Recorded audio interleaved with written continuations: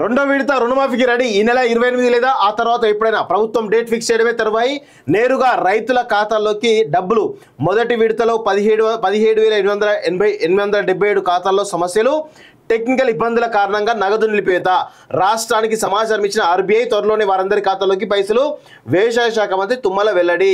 రెండో విడత రైతు రుణమాఫీని అమలు చేసేందుకు సర్కారు సిద్ధమవుతున్నది. ఈ నెల 28వ తేదీ లేదా ఆ తర్వాత ఎప్పుడైనా ప్రభుత్వం నుంచి ఆదేశాలు వెలువడే ఛాన్స్ ఉన్నది. దీంతో అందుకు అవసరమైనటువంటి నిధులను ఫైనాన్స్ డిపార్ట్మెంట్ సిద్ధం చేస్తున్నది. ప్రభుత్వం డేట్ ఫిక్స్ చేయగానే ప్రత్యక్ష నగదు బదిలీ పథకం ద్వారా లబ్ధిదారుల ఖాతాల్లో డబ్బులు జమ కానున్నాయి. సో ఈ యొక్క రుణమాఫీ కనుక ఒక్కటి చేయగలిగితే కాంగ్రెస్ ప్రభుత్వం మీద ఉన్నటువంటి నెగిటివిటీ మాక్సిమం తొలగిపోతుంది. ఇప్పుడు నిరుద్యోగులకు సంబంధించిన జాబ్ క్యాలెండర్ అసెంబ్లీలో వస్తే ఇంకా వీళ్ళు స్వేచ్ఛగా పనిచేయడానికి అవకాశం ఉంటుంది.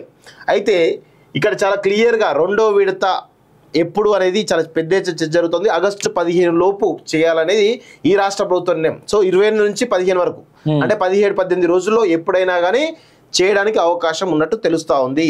అదేవిధంగా వీళ్ళు దాన్ని పెద్ద ఎత్తున ప్రొజెక్ట్ చేసుకుంటారు. ఏ పార్టీ అయినా ఒక మంచి పాలసీ కానీ మంచి పని చేసినప్పుడు దాన్ని ఎక్కువ ప్రజలకు తీసుకెళ్లే ప్రయత్నం చేస్తారు. సో దానికి రాహుల్ గాంధీ గారిని పిలవాలని చెప్తా ఉన్నారు. సో మేమేమంటా ఉన్నాం అంటే రైతు రుణమాఫీ రెండో విడత 2 లక్షల లోపు రుణాలు ఏవైతే ఉన్నాయో మాఫీ చేసిన తర్వాత, సరే మీరు ఇక్కడ అన్నారు 17,877 ఖాతాల సమస్యలు అన్నారు, అది టైం పడుతుంది మీరు చెప్పారు. ఓకే, దానికి పెద్ద టెన్షన్ పడాల్సిన అవసరం లేదు. కాకపోతే ఈ 2 లక్షల లోపు రుణమాఫీలు ఏవైతే ఉన్నాయో మొత్తం పూర్తి చేసిన తర్వాత మీరు రాహుల్ గాంధీ గారిని పిలిచి సభ పెడితే ఆ సభకు ఒక అర్థం ఉంటుంది తప్ప లేదంటే విమర్శల పాలు కావాల్సిన అవసరం ఉంటుంది. రేవంత్ రెడ్డి గారు, ముఖ్యంగా రాహుల్ గాంధీ గారు ఏదో ఒక విధంగా తెలంగాణ రాష్ట్రంలో సరే ఒక కాంగ్రెస్ పార్టీకి ఒక క్రెడిబిలిటీ ఉంది, తెలంగాణ ఇచ్చిన దాంట్లో వాళ్ళకు ఒక నమ్ముతున్నారు. కాబట్టి ఇప్పటికైనా కానీ మీరు అంత మంచి క్రెడిబిలిటీని అనవసరంగా పోగొట్టుకోకండి అని చెప్పేసి కూడా నేను కోరుతా ఉన్నాను.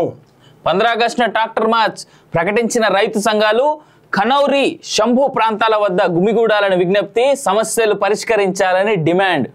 ఇది మళ్ళా మేము ఉద్ఘాటిస్తా ఉన్నాం మా కాలేజీ టీవీ వేదికగా. ఇప్పటికీ సీనన్న కానీ నేను కానీ చాలా సార్లు చెప్పినాం, దొంగ రైతు దీక్ష అది అనేటువంటి మాట మళ్ళా చెప్తా ఉన్నాం. ఇప్పుడు దీన్ని సపోర్ట్ చేసిన దీని దొంగ రైతు దీక్ష అన్నది ఇప్పుడు మా మీద మళ్ళీ బీజేపీ వాళ్ళు అంటారు కావచ్చు. కానీ రైతులని మోసం చేస్తున్నదే ఇలాంటి వాళ్ళు. దయచేసి రైతు సోదరులకు ఉన్నటువంటి కొంతమంది దళారీల కోసం జరుగుతున్నటువంటి ఉద్యమం ఇది. అంతే, కొంతమంది దళారీలు చేస్తున్నారు. అది నిజమైన రైతు ఉద్యమం కాదు. అది రైతు ఉద్యమం అంటే దేశవ్యాప్తంగా జరగాలి. అండ్ మోర్ ఓవర్ ఈ ఉద్యమం ద్వారా వీళ్ళు చేస్తున్నది ఏంది, కేవలం పంటలన్నీ మా చేతిలో ఉండకుండా మీరు ఎట్లా రేట్లు డిసైడ్ చేస్తారని చెప్పి చేస్తున్నారు వీళ్ళు. ప్రభుత్వం లేకుండా వీళ్ళకి అవుతుంది.